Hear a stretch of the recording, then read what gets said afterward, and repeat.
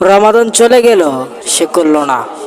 তো মূলত এখানে বোঝার বিষয় হচ্ছে এটা, আল্লাহ যে রমাদান দিল বান্দাকে হেদায়েতের পথে আসার জন্য, বান্দাকে পরিবর্তন করার জন্য, কিন্তু বান্দা পরিবর্তন হলো না, ওই বান্দা ব্যর্থ।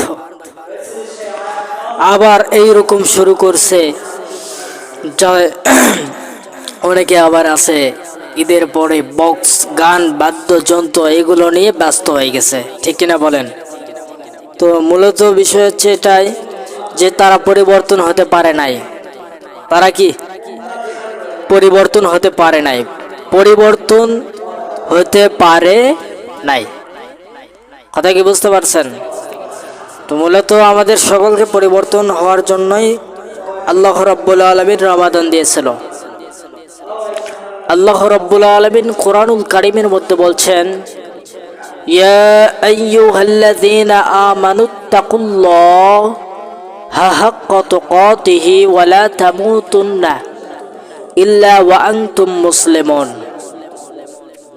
আল্লাহ বলছেন, হে ঈমানদারগণ, তোমরা আল্লাহকে ভয় করো। টার্গেট নিয়ে বলতেছে, হে ঈমানদারগণ, তোমরা আল্লাহকে ভয় করো, ভয় করার মতো ভয় করো, যাতে করে তোমরা প্রকৃত মুসলমান হতে পারো। প্রকৃত মুসলমান না হইয়া খবরে আইসো না, মরিও না। তো আমাদের এই যে বর্তমান যে লাইফটা, প্রেজেন্ট যে লাইফটা, এই লাইফটাকে পরিবর্তন করতে হবে।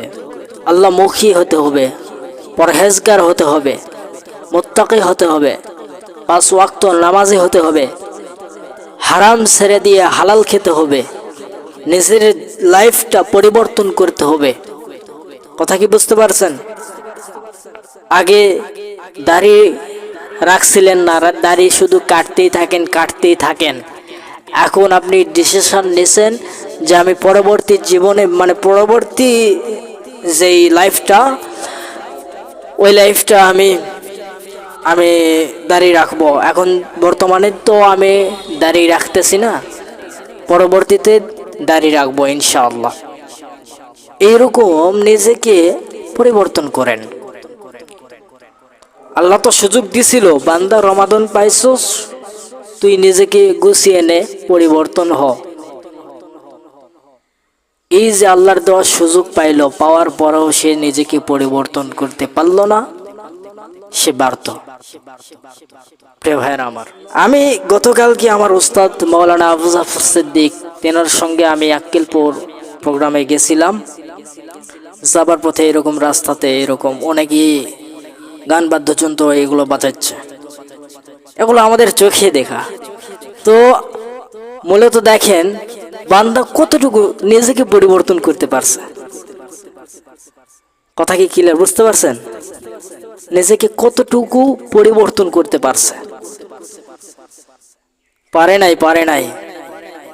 গান, বাদ্যযন্ত্র হারাম, সে হারাম কাজ যেই না ঈদের দিন শুরু হয়েছে সেই দিন থেকে শুরু করে দিয়েছে গান, বাদ্যযন্ত্র। প্রিয় ভাইরা, আমার প্রিয় যুবক ভাইরা, আপনারা পরিবর্তন হন, নিজেকে পরিবর্তন করুন। কতটুকু পরিবর্তন হয়েছেন? আল্লাহর ভয় অন্তরে রাখছেন? হ্যাঁ, আল্লাহ যে বলতেছেন, ইয়া আইয়ুহাল্লাযীনা আমানু, হে ঈমানদারগণ, ইয়া আইয়ুহাল্লাযীনা আমানুত্তাকুল্লাহ, আল্লাহকে ভয় করো, হাক্কা তুকাতিহি, ভয় করার মতো ভয় করো।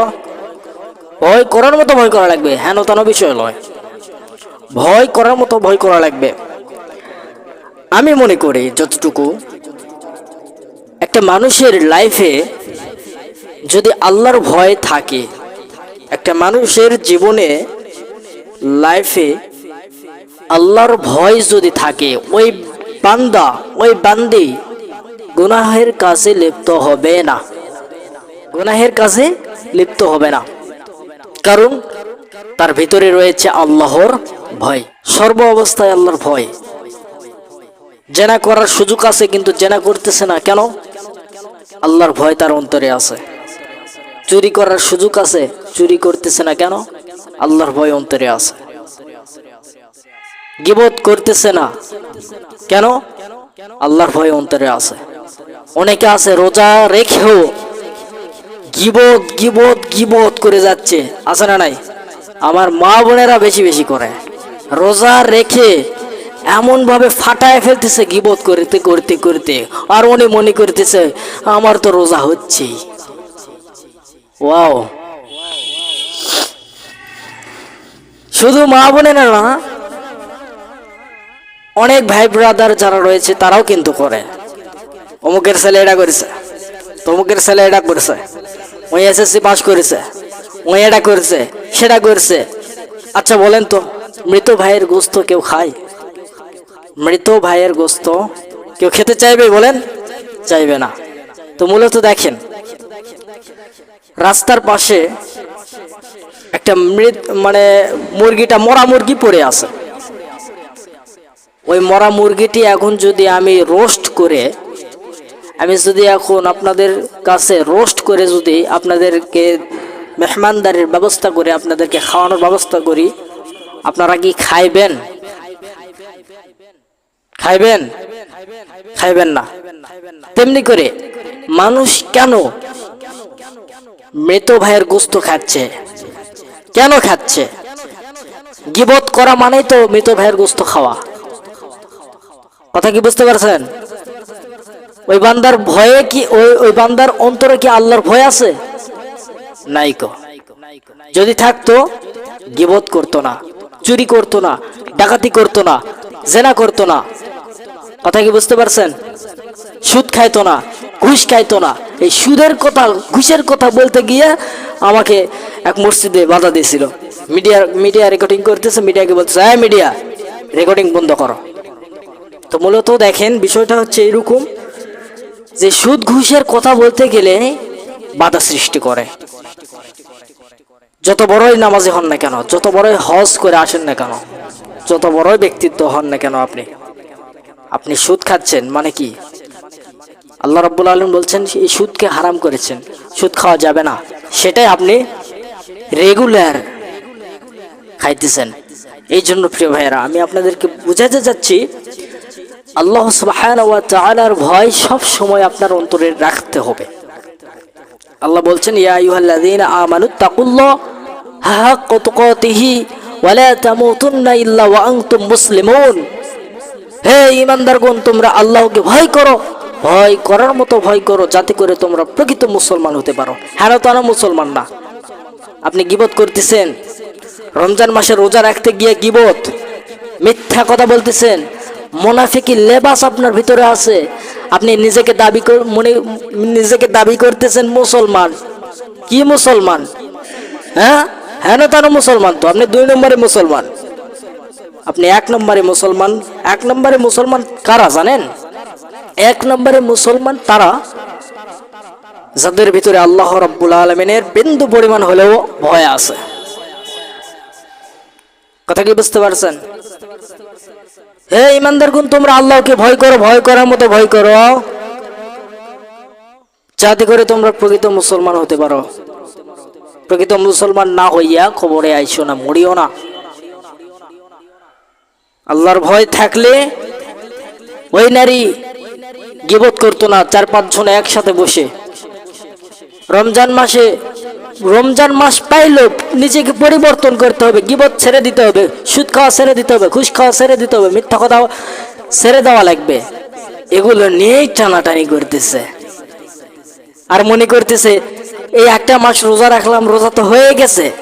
ঈদের মাঠে আপনারা, আজকে আরেকটি কথা শেয়ার করি, ঈদের মাঠে দুইটা লাইন হবে, ডানপন্থী আর বাম লাইন হবে। ডানপন্থী কারা হবে? যাদের রোজা আল্লাহর কাছে গ্রহণযোগ্য হয়েছে, কবুল হয়েছে। আর বামপন্থী যারা হবে তাদের রোজা কবুল হয় নাই। তো আপনি এখানেই একটু চিন্তা করে দেখেন যে আমার রোজা কবুল হয়েছে কিনা। আপনি এটা না ভাবে আপনি ঈদে যাচ্ছেন, আপনি রোজাও রাখেন নাই, কিছু রাখেন নাই, সারা মাস শুধু খেয়ে গেলেন, এরপরে চিন্তা ভাবনা করছেন সামনে পরবর্তীতে ঈদ হবে, ঈদের নামাজ পড়ে এসে বক্স বাজাবো, এগুলো নিয়ে আপনি চিন্তা ফিকির করতেছেন। শুনেন ভাই, আমি আপনাকে বলতে চাই, শুনেন, আপনি রমাদান পাইছেন, নিজেকে পরিবর্তন করুন। কিন্তু রমাদান যে চলে গেল, আপনার রোজা কবুল হয়েছে কি হয় নাই এইটা নিয়ে চিন্তা ফিকির করা ছেড়ে, এইটা নিয়ে চিন্তা ফিকির করা বাদ দিয়া আপনি এটাও তো ভাবতে পারেন যে ঈদের মাঠে দুইটা কাতার হবে, একটা হলো যাদের রোজা কবুল হয়েছে, দ্বিতীয়টা হলো যাদের রোজা কবুল হয় নাই। আপনি কোনটার মধ্যে আছেন? কান্নাকাটি করছেন আল্লাহর কাছে, জানি না আমাদের রোজা কবুল হয়েছে কিনা, এইরকম আল্লাহর কাছে কান্নাকাটি করতে হবে, বেশি বেশি মাফ চাইতে হবে, মাফ। রোজা আসে প্রত্যেক বছরে আমাদেরকে সার্ভিসিং করার জন্য। একটা বাইক কিনছেন 3 মাস 6 মাস পর কিন্তু সার্ভিসিং করা লাগে। তেমনি করে আল্লাহ রাব্বুল আলামিন বান্দাদেরকে পরিবর্তন করার জন্যই রমাদান দিয়েছেন, সার্ভিসিং করার জন্য। নিজের ইমানটাকে বান্দাদের, আল্লাহ রাব্বুল আলামিন বলতেছেন বান্দাদের ইমানটাকে মজবুত করার জন্য আমি রমাদান দিলাম, কিন্তু বান্দারা বুঝলো না। রমাদান শেষ, ঈদ শেষ, ঈদের পর থেকে বা ঈদের দিন থেকে গান বাজনা ফাটাই ফেলিচ্ছে, ঠিক কিনা বলেন? রমজান মাস সুদ খায় নাই, রমজানের পর থেকে আবার শুরু করেছে, ঘুষ খাওয়া শুরু করেছে, মিথ্যা কথা বলাও শুরু করে দিছে, গীবত করাও শুরু করে দিয়েছে, আছে না নাই? এই জন্য আমি বলবো সব সময় সর্ব অবস্থায় আল্লাহর ভয় অন্তরে রাখতে হবে।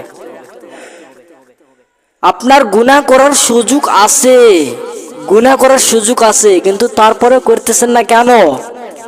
আল্লাহর ভয় যে অন্তরে আছে। আর গুনাহ করার সুযোগ আছে, ওরে বাবা হাত ছাড়া কর্ম কে, আপনি দৌড় মারিচ্ছেন গুনাহ করার জন্য। এই যেমন বক্স বাজাচ্ছেন, যেমন গীবত করিচ্ছেন, মিথ্যা কথা বলিচ্ছেন, মুনাফিকি লেবাস রয়ে গেল। আল্লাহ আমাদের ভাইদেরকে বোঝার তৌফিক দান করুক।